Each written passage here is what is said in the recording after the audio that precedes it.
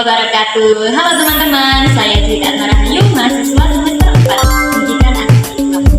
Jadi video ini dibuat untuk memenuhi tugas mata kuliah media dan sumber belajar TA.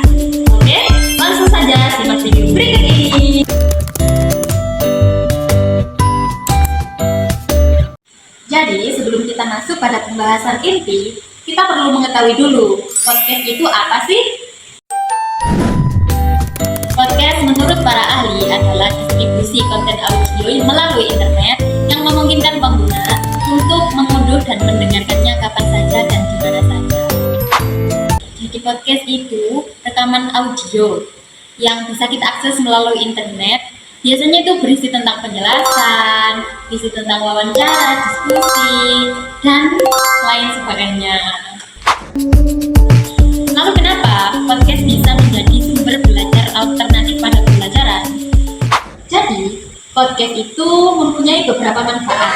Satu, sebagai media penjelasan materi. Jadi, podcast ini bisa digunakan untuk pendidik menjelaskan materi-materi yang sulit atau penjelasan ulang materi yang telah dijelaskan tapi belum selesai. Jadi, siswa ini bisa mendengarkannya kapan saja dan di mana saja berulang-ulang sesuai dengan kebutuhan mereka. Yang kedua, sebagai tugas atau proyek kreatif. Jadi guru itu bisa memberikan tugas kepada siswa untuk membuat podcast. Ini berguna untuk melatih pemahaman siswa, untuk melatih kemampuan berbicara, menyusun naskah, dan juga berpikir kritis.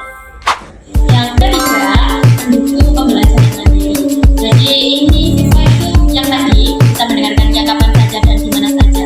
Jadi itu tidak harus duduk serius di kelas mendengarkan gitu. Jadi siswa bisa mendengarkannya dan beraktivitas lainnya. Dan yang terakhir, pembelajaran inklusif dan aksibel. Jadi podcast ini sangat berguna untuk siswa-siswa yang memiliki gangguan penglihatan atau kesulitan dalam memahami teks panjang. Jadi kan kadang ada nih siswa yang kayak lebih bisa paham kalau mendengarkan. Itu sangat berguna seperti itu. Jadi kesimpulannya, podcast bisa membuat pembelajaran lebih fleksibel, menarik, dan juga kreatif. Guru bisa menggunakan podcast untuk menambah materi, menjelaskan materi, dan juga memberikan tugas kepada siswa.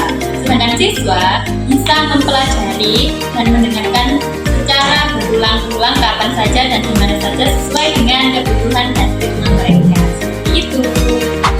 Oke, jadi itulah tadi sedikit penjelasan dari saya.